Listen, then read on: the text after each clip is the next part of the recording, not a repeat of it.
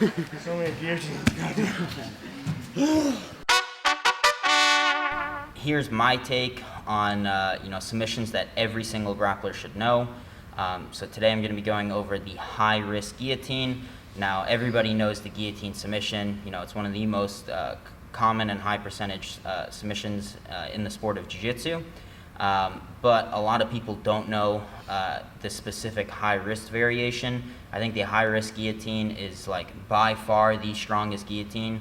And once you get this thing fully locked in, it's extremely difficult for opponents to escape. So we're going to start out in this turtle position, right? From here, we're just going to have a tricep grip like so and a chin strap. Now, with normal guillotines, it's perfectly fine for my chin to stay on the same side almost the entire time. With high-risk guillotines, it's very important that I make a centerline shift so that my chin transfers from one shoulder across to the other.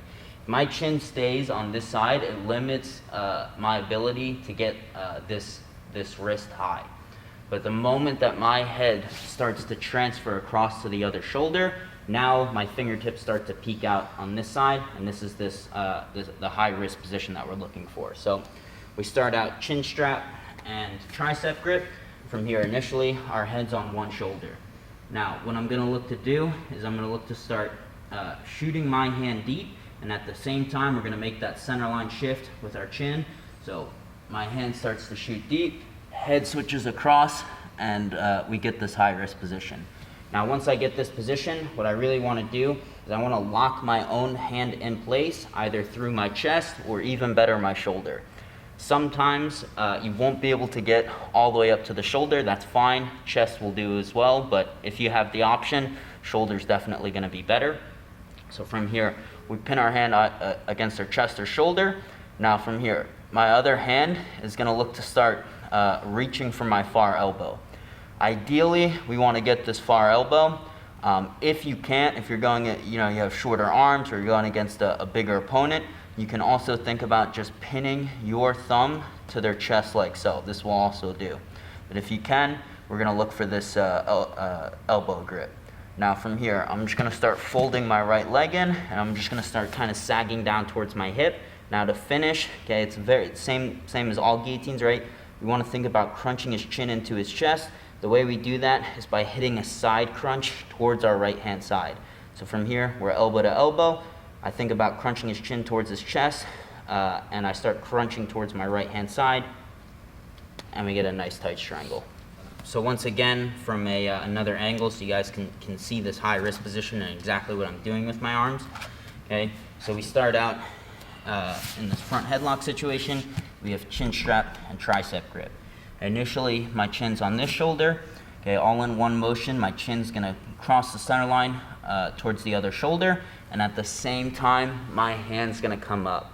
Okay, again, my chin stays on this side. It limits my ability to get this high risk position. So as the chin comes across, it makes it very easy for my hand to come up super high. Now, once we get this wrist up high, right, we don't want them hand fighting and bringing it down. So what we want to do is we want to pin our own hand with either our shoulder, which is ideal, or if you can't reach the shoulder, then the chest is fine as well. Now, secondary hand here, okay, if we can, we want to try and go elbow to elbow, so it's like this, right? If we can get this elbow to elbow position, this is going to be ideal. If we can't, then we're just thinking about pinning our thumb in towards his chest like so. So we have our high wrist position, our hand planted in. We're either gripping the elbow or we're taking our thumb and we're just pinning it to his chest. Once we have everything set in place, we're just going to fold our right leg in and we're going to start to sit down towards our right hip. Now, to actually finish the guillotine, what we're going to look to do is we're going to think about crunching his chin in towards his chest, and we do this through a side crunch towards our right hand side. So from here, I start to crunch towards my right-hand side as I continue shooting my hand up higher and higher, and we get a nice tight strangle.